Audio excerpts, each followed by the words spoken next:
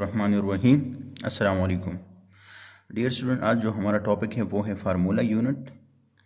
तो डिफिनीशन से पहले मैं आप लोगों को समझाता हूँ कि फार्मूला यूनिट है क्या, फिर एंड में हम आएंगे इसकी डिफिनीशन की तरफ। अच्छा देखिए, फार्मूला यूनिट क्या है। देखिए बेटा, जितने भी एटम्स हैं ये जब केमिकली कंबाइन होते हैं, as a result they form compounds. When atoms are chemically combine they form compounds. अब केमिकल कम्बिनेशन में क्या होता है? In a chemical combination new bonds are formed and old bond are break down. Chemical combination क्या है? जिसमें पुराने bond old bonds टूट जाते हैं और न्यू बॉन्ड की फॉर्मेशन होती है, इसको हम कहते हैं केमिकली कम्बिनेशन। तो जब न्यू बॉन्ड की फॉर्मेशन होगी, तो जब न्यू बॉन्ड बनेंगे या तो वो कोवेलेंट बॉन्ड बनेगा या वो आयनिक बॉन्ड बनेगा। अब कोवेलेंट बॉन्ड क्या है? कोवेलेंट बॉन्ड क्या है? कोवेलेंट बॉन्ड वो बॉन्ड है जिसमें दो एटम एक दूसरे के साथ जो बॉन्ड बना रहे हैं वो एक दूसरे के साथ इलेक्ट्रॉन शेयर कर देते हैं। इस बॉन्ड को हम कहते हैं कोवेलेंट बॉन्ड। इंशाल्लाह ये आगे चैप्टर्स में आएगा, उसमें हम ये डिटेल के साथ ये बॉन्ड्स के टाइप पढ़ेंगे। अब कोवेलेंट बॉन्ड में क्या होता है? जब दो बॉन्ड एक दूसरे के साथ बॉन्ड बनाते हैं तो वो इलेक्ट्रॉन एक दूसरे के साथ शेयर कर देते हैं। इस किस्म के बॉन्ड को हम कहते हैं कोवेलेंट बॉन्ड। और दूसरा है आयनिक बॉन्ड। आयनिक बॉन्ड में क्या होता है? एक एटम अपना इलेक्ट्रॉन दूसरे एटम को ट्रांसफ़र कर देते हैं और इस किस्म के बॉन्ड को हम कहते हैं आयनिक बॉन्ड, इसको हम कहते हैं।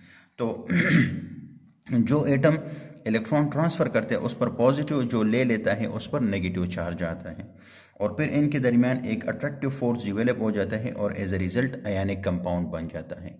तो देखिए, मैंने ये कहा कि एटम्स जब केमिकली कंबाइन होते हैं तो उनके दरमियान बॉन्ड्स की फॉर्मेशन होती है। ये बॉन्ड तो या कोवेलेंट बॉन्ड होगा या आयनिक बॉन्ड होगा। अब कोवेलेंट बॉन्ड में शेयरिंग ऑफ इलेक्ट्रॉन होता है, जबकि आयनिक बॉन्ड में ट्रांसफ़र ऑफ इलेक्ट्रॉन होता है। अच्छा, अब जो कोवेलेंट, इस बॉन्ड की वजह से जो कंपाउंड बन जाते हैं उसको हम कहते हैं कोवेलेंट कंपाउंड, उसको हम कहते हैं। और कोवेलेंट कंपाउंड के जो स्मॉलेस्ट यूनिट होता है उसको हम रिप्रेजेंट करते हैं मॉलिक्यूल के फॉर्म में, उसको हम रिप्रेजेंट करते हैं। उसको हम फॉर एग्जांपल देखिए, मीथेन का फार्मूला ये है, वाटर का फार्मूला ये है, ऑक्सीजन का फार्मूला है ये है, और सो ऑन। आप लोग इंशाल्लाह आगे ये पढ़ेंगे तो कोवेलेंट कंपाउंड को समझ जाएंगे। लेकिन जितने भी आयनिक कंपाउंड होते हैं उनके स्मॉलेस्ट यूनिट को हम रिप्रेजेंट करते हैं in a form of formula unit. जितने भी आयनिक कंपाउंड्स होते हैं उनको हम रिप्रेजेंट करते हैं in a form of units और उसको हम कहते हैं फार्मूला यूनिट्स। जैसे कि NaCl, देखिए NaCl आयनिक कंपाउंड है। अभी आप लोग इससे कंफ्यूज मत हो कि आयनिक कंपाउंड इसको हम क्यों कहते हैं, इसको हम कोवेलेंट कंपाउंड क्यों कहते हैं। इंशाल्लाह जब आप लोग आगे जाएंगे तो आगे के टॉपिक्स में ये चीज़ें पढ़ लेंगे तो ये आप लोगों के लिए आसान हो जाएगा। लेकिन अभी आप लोग सिर्फ ये चीज़ समझने की कोशिश करें कि जो कोवेलेंट कंपाउंड होगा उसका जो स्मॉलेस्ट यूनिट होता है उसको हम मॉलिक्यूल कहेंगे, लेकिन जो आयनिक कंपाउंड होंगे जो उसका स्मॉलेस्ट यूनिट होगा उसको हम फार्मूला यूनिट कहेंगे।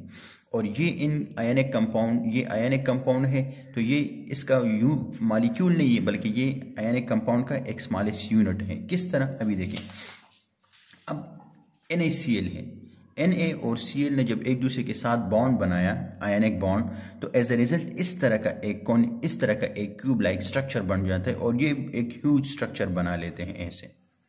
ठीक है, अब ये जो इन्होंने ये स्ट्रक्चर बना लिया है, अगर आप लोग देख ले इस स्ट्रक्चर में तो ये एक छोटे सी यूनिट में इसमें 4 सोडियम है, 1 2 3 4 और 1 2 3 4 ये क्लोरीन के एटम इसमें मौजूद हैं।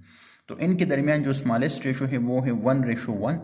तो हम इसको, इस पूरी यूनिट को किसकी फॉर्म में लिखते हैं? NaCl के फॉर्म में लिखते हैं। ठीक है, तो ये इस पूरे आयनिक कंपाउंड का एक स्मॉलेस्ट रिप्रेजेंटेटिव फॉर्म है और ये है फार्मूला यूनिट ऑफ NaCl। ठीक है, अब इसके डिफिनीशन की तरफ आते हैं।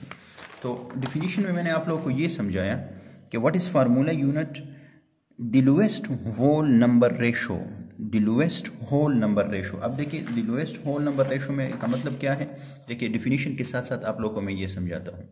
मैंने लिखा है ना कि the lowest whole number ratio.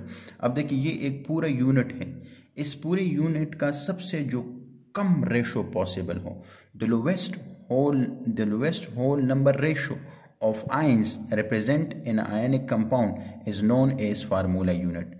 सो इस पूरे यूनिट का लोएस्ट रेशो ये पॉसिबल है 1:1, तो ये जो इस NaCl का मैंने इस स्ट्रक्चर का ये जो स्मॉलेस्ट फॉर्म लोएस्ट फॉर्म जो मैंने लिख लिया, इसको हम कहते हैं फार्मूला यूनिट।